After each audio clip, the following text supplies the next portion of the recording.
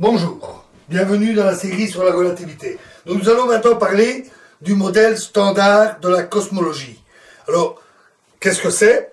C'est le modèle le plus complet et le plus précis que nous ayons qui décrit l'univers observable dans son ensemble ainsi que son évolution à partir d'un état initial très dense et très chaud.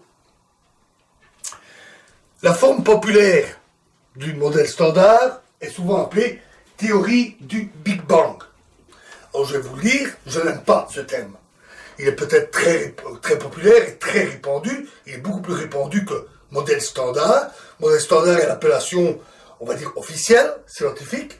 Le terme Big Bang est très populaire, mais je ne l'aime pas. Tout d'abord, il faut savoir que ce terme est un terme moqueur.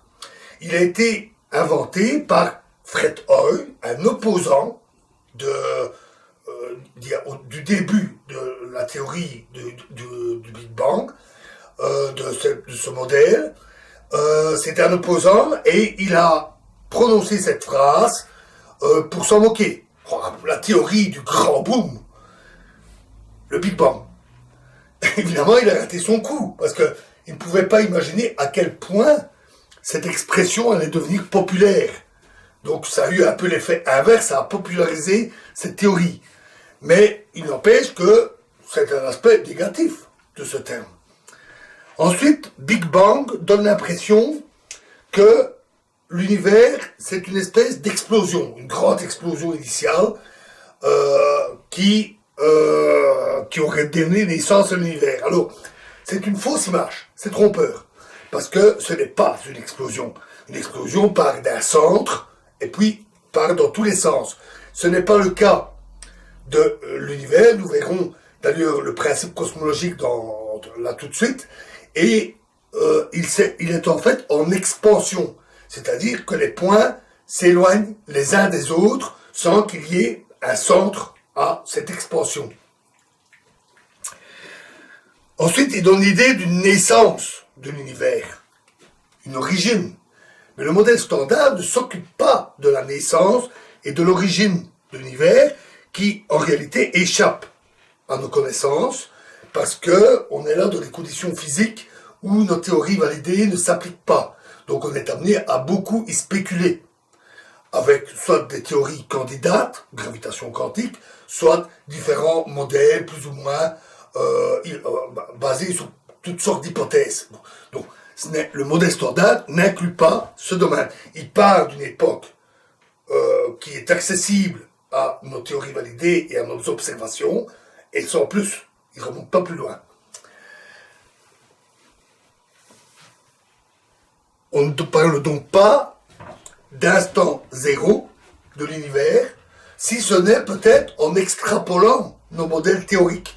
Nous aurons l'occasion de voir ça avec la relativité générale, mais, précisons-le, cet instant zéro ne fait pas partie du modèle standard.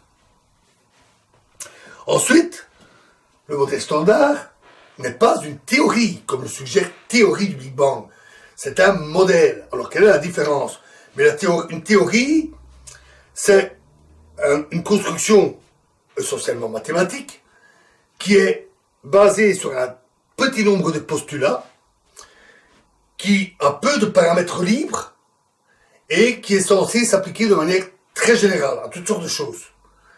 Alors qu'un modèle est une description phénoménologique, donc basée sur des données et non des postulats, sur des observations, et qui décrit un seul système ou une classe de systèmes, comme des modèles d'étoiles par exemple. Et les paramètres libres sont au contraire très nombreux. Ils reprennent tout ce qui n'a pas été donné par l'observation au départ et qui sont alors ajustés sur base des observations ou des expériences. Les constructions théoriques qui sont à la base de ce modèle sont basées non pas sur une théorie de l'univers, mais sur des théories scientifiques validées par ailleurs, par l'observation et l'expérience, telles que la relativité générale, la mécanique quantique, la physique nucléaire, la physique des particules, l'électromagnétisme, la thermodynamique, la mécanique des fluides, etc. Le modèle standard utilise à peu près tout ce qu'on a comme arsenal de théorie. Et les données sur lesquelles est basé le modèle qui est une synthèse des données observées, les données issues de l'expérience et de l'observation sont réellement innombrables. Alors on va décrire ces données, on va commencer par ça, puis on décrira dans les grandes lignes le scénario d'évolution.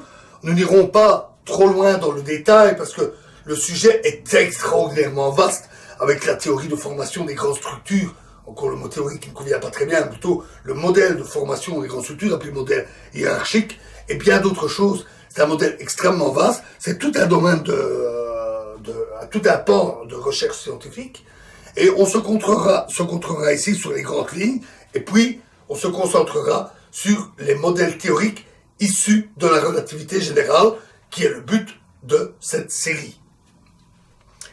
Donc commençons par les données.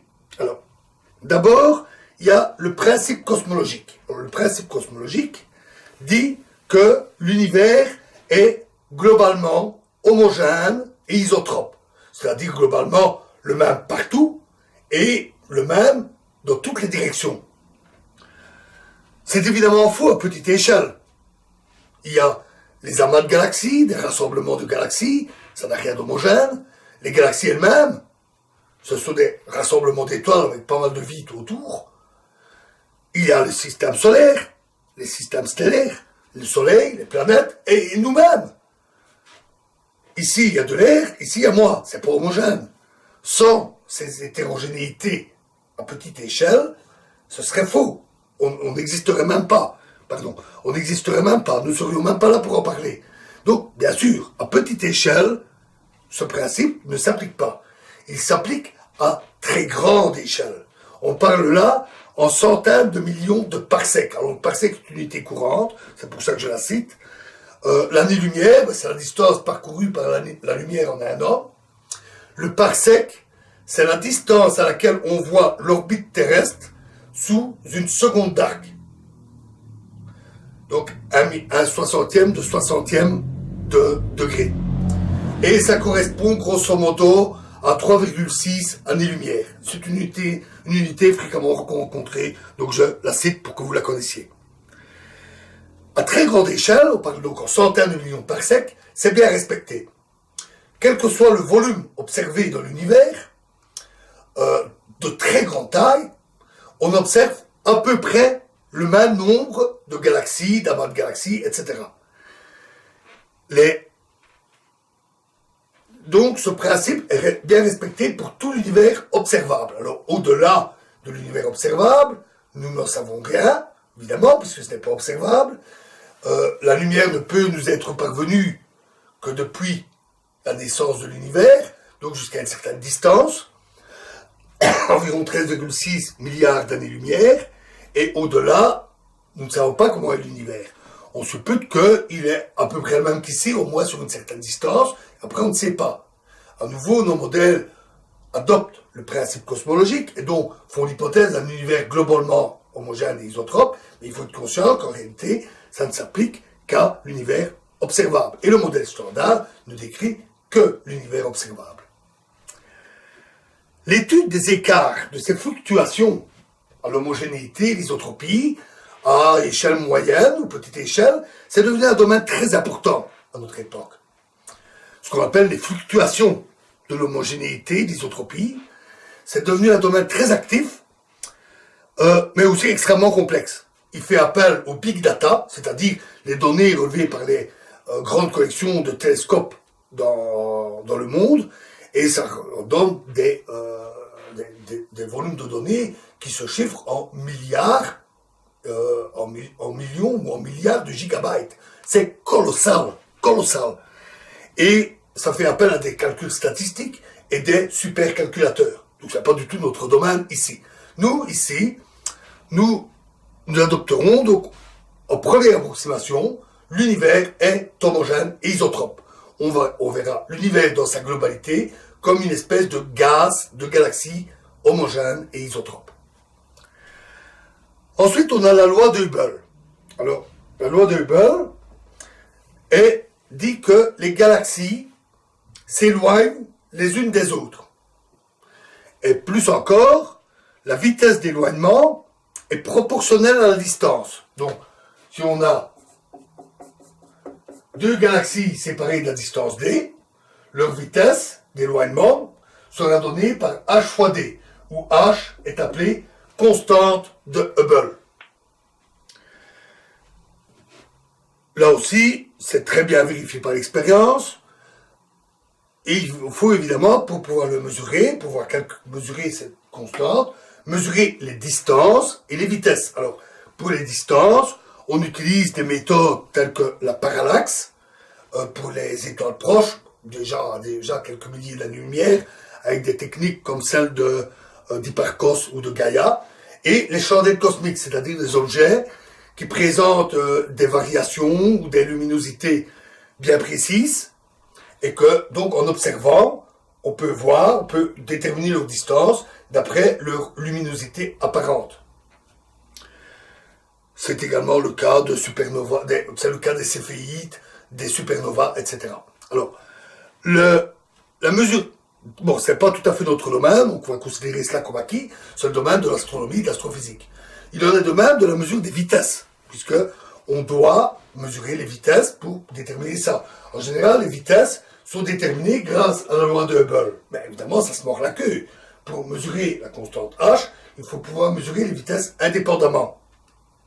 Et pour ça, il y a plusieurs méthodes, et notamment le fait qu'on a, pour un objet qui s'éloigne, on a une dilatation du temps apparente. Parce qu'entre deux instants où il émet de la lumière, il s'est éloigné, ce qui fait que ça dilate le temps. C'est pas un effet relativisme, c'est un effet purement apparent, qui fait que le temps est dilaté. En fait, c'est l'effet Doppler, mais appliqué à des durées. Et donc, c'est une mesure indépendante qui peut être observée, par exemple, avec les supernovas. Ça a permis d'ailleurs d'invalider certaines théories qui attribuaient l'effet Doppler, nous allons y revenir, le décalage de le rouge, à des phénomènes tels qu'une fatigue de la lumière ou d'autres effets imaginés. On a des mesures indépendantes de ces vitesses, donc nous savons que ces théories alternatives sont fausses. On vérifie aussi facilement, à l'aide du principe cosmologique, que cette loi doit être linéaire. C'est-à-dire qu'il n'y a pas de point particulier dans l'univers, homogène et isotrope. Et donc, même un observateur situé très loin verrait lui aussi toutes les galaxies s'éloigner en suivant cette loi-là. Cela ne peut se faire que si la loi est linéaire. C'est facile à vérifier. Donc, il n'y a pas de point privilégié, pas de centre à cette expansion. C'est une expansion vraiment mutuelle de toutes les galaxies, un peu comme une foule qui se disperserait, sans qu'on ait spécialement trouvé où est le centre de cette foule. Notons qu'on constate aussi des écarts à la loi de Hubble. D'abord, il y a des écarts à petite distance. Regardez, je ne m'éloigne pas de la caméra, je m'en approche. Je ne suis pas soumis à l'expansion. La Terre est à peu près à la même distance du Soleil depuis 4,5 milliards d'années. Les étoiles de notre galaxie tournent en rond dans la galaxie depuis des milliards d'années. Les galaxies proches qui forment un amas, un groupe ou un amas local, sont toujours à peu près à la même distance. Pire, la galaxie d'Andromède se rapproche de nous. Elle entrera en collision avec notre galaxie dans quelques milliards d'années, sans dégâts d'allure. Il y a plus de vide que d'étoiles dans les galaxies. Donc elles passeront l'une à travers de l'autre, se mélangeront, ça donnera sans doute un ciel magnifique, mais sans danger. Et donc, les objets proches, les structures proches, les systèmes proches, ne s'éloignent pas. Pourquoi? Mais parce qu'ils s'attirent les uns les autres par gravité. Ils sont liés par la gravitation. Et donc, seuls les objets fort lointains sont soumis à cette expansion, parce que la gravité qui les attire est beaucoup trop faible, et l'expansion devient importante avec la distance, et finit par surpasser toute gravitation. Alors pour illustrer cet effet de liaison, je prends souvent l'exemple d'une pierre qu'on jette en l'air. Je jette une pierre en l'air, elle s'éloigne, et elle s'éloigne au fur et à mesure du temps. On ne considère pas le temps, le moment où elle va finir par retomber. Elle s'éloigne. Si je lance une deuxième pierre juste après, elles vont monter, mais garder une distance, la distance entre elles va s'éloigner, s'agrandir. Mais si je les attache par une corde, elles vont arrêter de s'éloigner. On peut voir ça comme une attraction qui les lie, l'attraction gravitationnelle. Et à ce moment-là, même si je coupe la corde, elles vont monter et descendre ensemble. Elles s'échappent à cette expansion. Donc, ça ne s'applique qu'à très grande distance. Quand je dis à très grande distance, on parle de plusieurs dizaines ou une centaine de millions de parsecs. En très très grande distance, là vraiment en très grande distance, là on parle de plusieurs milliards d'années-lumière, on constate que la loi n'est plus tout à fait linéaire. Alors pourquoi? Mais il ne faut pas oublier que voir loin, c'est voir dans le passé. Parce qu'il a fallu le temps que la lumière nous parvienne. Si je regarde une galaxie qui est à 10 milliards d'années-lumière, je la vois telle qu'elle était il y a 10 milliards d'années. Car c'est le temps qu'il a fallu pour que son image parvienne jusqu'à moi, jusqu'à mon télescope. Et donc, les éloignements des galaxies qu'on observe à ces distances sont les éloignements de cette époque. Or, il se fait que la constante de Hubble a varié au cours du temps. D'où cet écart pour les objets les plus éloignés. Alors, ça peut paraître bizarre de parler de constante pour une valeur qui varie. En fait, elle est constante dans l'espace, à une époque cosmologique donnée, puisque l'univers est homogène et isotrope, la constante de Hubble est la même partout. C'est une constante. Mais elle n'est pas constante au cours du temps. Il est vrai aussi que lorsque Hubble a découvert cette loi, il était loin d'imaginer l'évolution de l'univers. C'était tout neuf à l'époque. C'est lui également qui a montré que ce qu'on appelait les nébuleuses, c'était des galaxies très lointaines. Avant ça, on imaginait une espèce d'univers-île avec pas d'objet plus lointain que ça. Donc, à cette époque, on commençait seulement à prendre conscience des dimensions de l'univers et certainement pas de son évolution au cours du temps, encore totalement inconnue à l'époque. Il a fallu en plus les travaux de la relativité générale pour vraiment comprendre comment cela pouvait être possible. Enfin, à très très grande distance, donc à plus de l'ordre de 10 milliards d'années-lumière, on observe une accélération de cette expansion. Donc au cours du temps, la constante de Hubble augmente. Ce qui est contraire à ce qu'on aurait attendu jusque-là. Nous en reparlerons un peu, mais la relativité générale peut décrire les deux cas. Mais l'origine physique de cette accélération de l'expansion, actuellement appelée souvent énergie noire, est en fait totalement inconnue. Tout ce qu'on fait pour le moment, c'est rassembler des données pour essayer de comprendre son origine. Ça reste quand même faible par rapport à l'évolution globale, la vitesse des galaxies, etc. C'est une faible accélération, donc qui ne remet pas en cause l'essentiel de ce que l'on sait. Ensuite, on observe un décalage vers le rouge. C'est-à-dire un décalage vers le rouge des objets éloignés. Plus ils sont loin, plus leur lumière est décalée vers le rouge, comme dans l'effet Doppler. Mais on l'appelle l'effet décalage vers le rouge cosmologique, parce qu'il a une nature différente. En fait,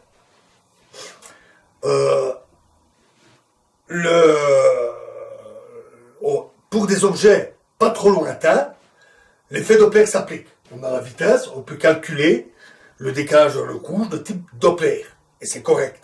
Mais pour des objets nettement plus lointains, on parle là en milliards d'années-lumière, ce n'est plus juste. Parce qu'en fait, il ne s'agit pas d'un effet Doppler dû simplement à la vitesse. C'est plutôt un effet de type décalage vers le rouge gravitationnel. Au fur et à mesure que la lumière voyage dans l'univers. L'univers s'expanse, devient moins dense, et c'est exactement comme pour la lumière émise par un corps massif. La lumière, pendant son voyage, sort du puits gravitationnel et se décale vers le rouge. Nous en reparlerons aussi avec les modèles de relativité générale. Voilà, on va arrêter pour cette vidéo-ci. Nous continuerons sur ces données, nous parlerons du scénario d'évolution de l'univers dans la prochaine vidéo. Je vous remercie.